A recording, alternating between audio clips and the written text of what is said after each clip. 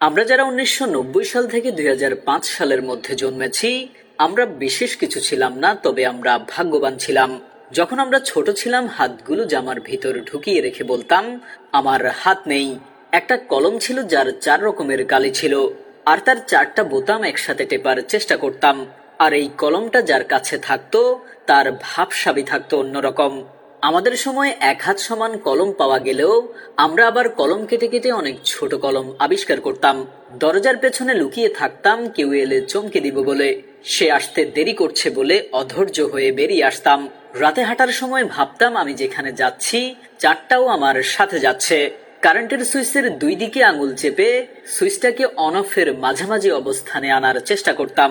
স্কুলে যাওয়ার সময় সবাই একসাথে দৌড়াদৌড়ি করে যেতাম।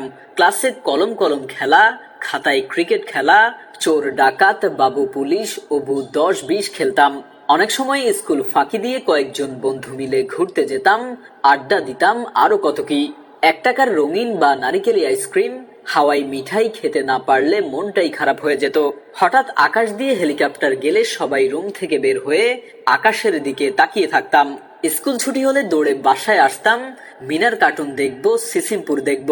শুক্রবার দুপুর ৩টা থেকে অপেক্ষা করতাম কখন বিটিভিতে সিনেমা শুরু হবে, এবং সন্ধ্যার পর আলিফ Laila, Sinbad, Robin Hood, MacGyver দেখার জন্য পুরো সপ্তাহ অপেক্ষা করতাম।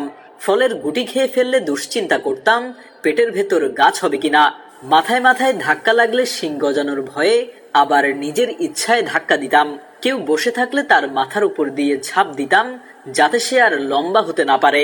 বিকেলে কুতকুত, কানামাছি, গোল্লা ছুট, বৌচি, হাডুডু, কাবাডি, দাঁড়িয়াবান্ধা, ডাঙ্গুলি, গোল্লা ছুট, দড়ি লাফানো, চেয়ার সিটিং, কানামাছি, ওপেন টি বায়োস্কোপ, এক্কা দোক্কা, রামসাম, যদু মধু, চোর ডাকাত, মার্বেল। সাত ছাড়া না খেললে বিকেলটাই যেন মাটি হয়ে যেত।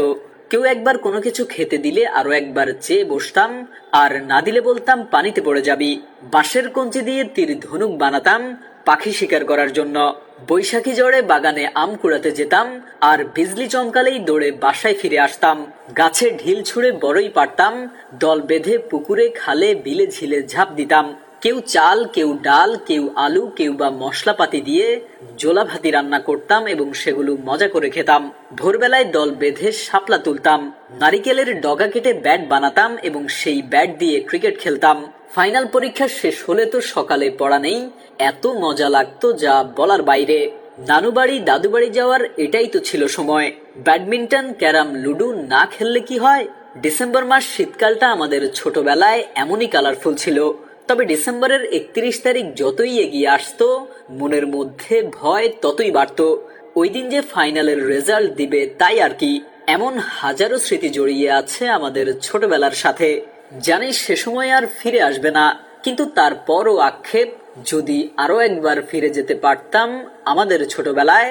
আমি জানি আমাদের জেনারেশনের যারা আজকের ভিডিওটা দেখছেন, নিশ্চয়ই আপনাদের মুখে হাসি ফুটে উঠেছে।